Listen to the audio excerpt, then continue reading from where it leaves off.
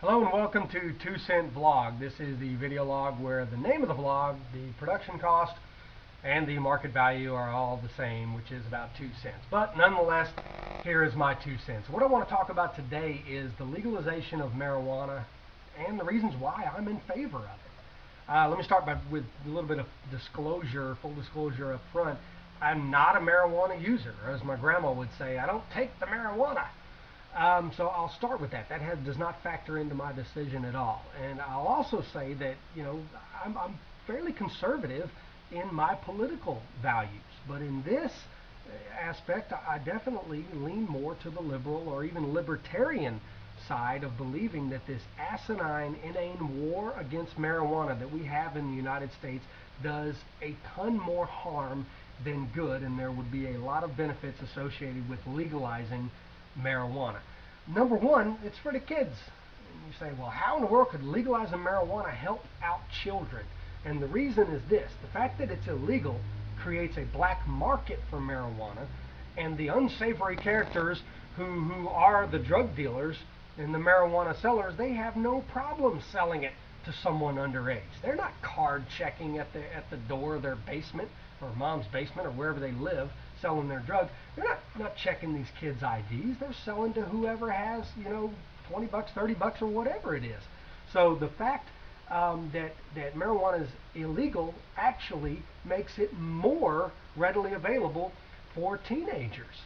Just a little anecdotal evidence: when I was in high school in the late 80s, and very late 80s, just have you know there, marijuana was more accessible and more able to be gotten a hold of by teenagers than alcohol.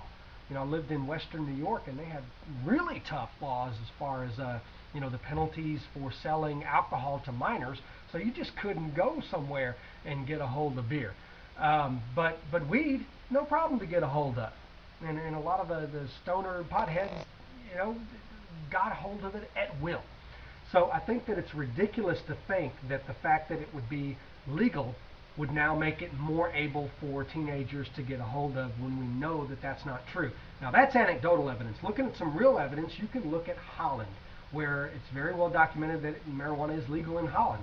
Well, only 20% of teenagers in Holland, in the Netherlands, claim to have tried marijuana or be marijuana users, whereas in America that number is closer to 38. So almost twice as many American teens use or have used marijuana than in Holland, where it's legal. Now tell me the reason for that. And the reason is that, as I think it's, let me see what it's titled, the Minister of Health in Holland claims that we've taken all the fun out of pot.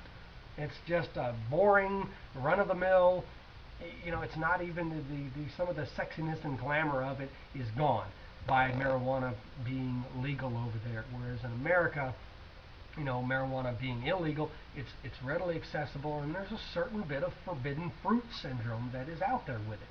A lot of people claim, and you've probably heard this, that marijuana is a gateway drug into the harder drugs, the heroines and the cocaines and the cracks and all of this.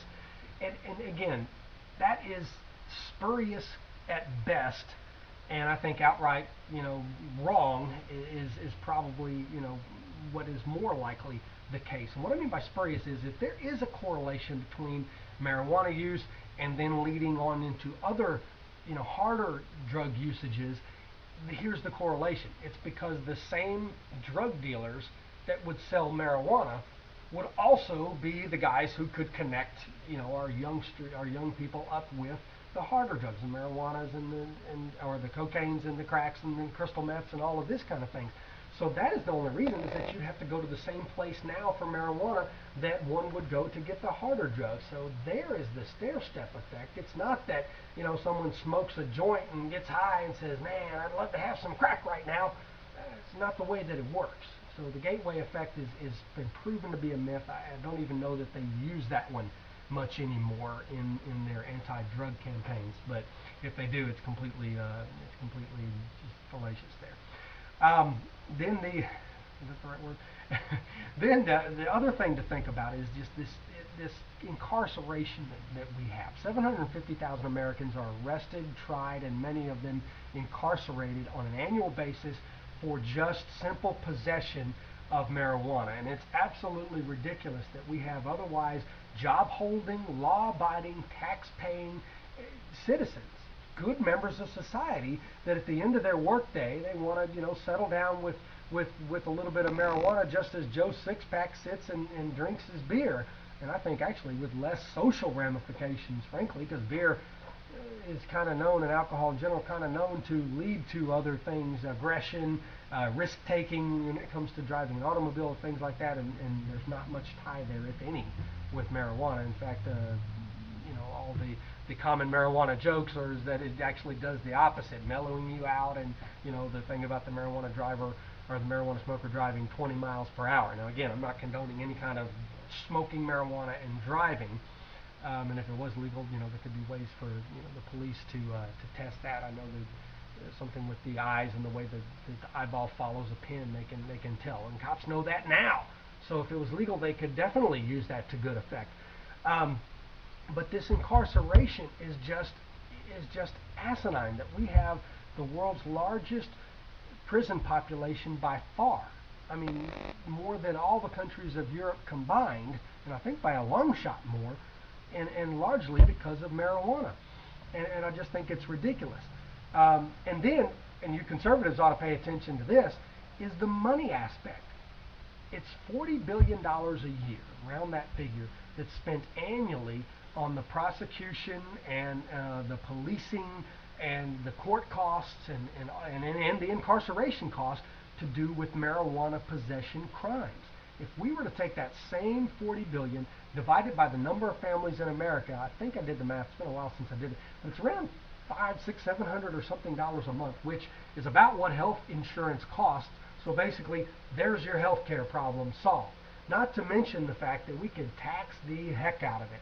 If you packaged it like cigarettes and there was 20 in a pack and sold it for, I don't know, 50 bucks, probably people would be very willing to pay that, but the production cost of it is so small, a couple dollars, that rest would be tax revenue on top of the money that you save from the policing costs not being there anymore, and you're looking at a huge swing towards the positive as far as fiscally. So it's not just a libertarian, hey, we want to get high. No, there's actually some very good economic reasons to do it. The same thing that led to us, by the way, at the beginning of the Depression in 1932 to legalizing alcohol and taxing the bejesus out of it to make it, again, more of an economic boom.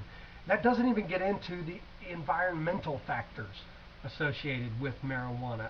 It's very well known that countries that don't have this asinine prohibition against marijuana use the hemp for all sorts of things, whether it's hemp fiber for cloth or textiles of any kind, or rope.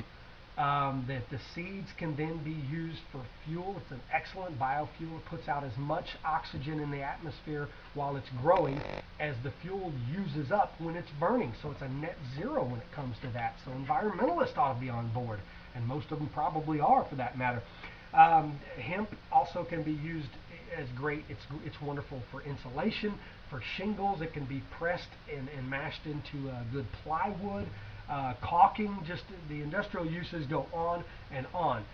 The root system for hemp is so intricate and so, interwoven. Intricate might not be the right word, but it's just such a strong root system that it actually is a great topsoil preservation agent. California could look into this as far as preventing mudslides. Plant it on hills, and it just maintains the soil so that other crops, which don't have quite the same effect, can be benefited, and then obviously less mudslides, and then soil maintained and doesn't get washed away, and all of this kind of stuff. Deforestation could be solved because it could, like I say, with plywood, be used for a lot of those kind of purposes. So again, this is coming from a non-traditional source as far as advocacy of the legalization of marijuana, and that's a Christian conservative. But I just think it's ridiculous that we have these prohibitions. So anyhow, that's my 2 cents. Hope that it helps, and just let me know what you think.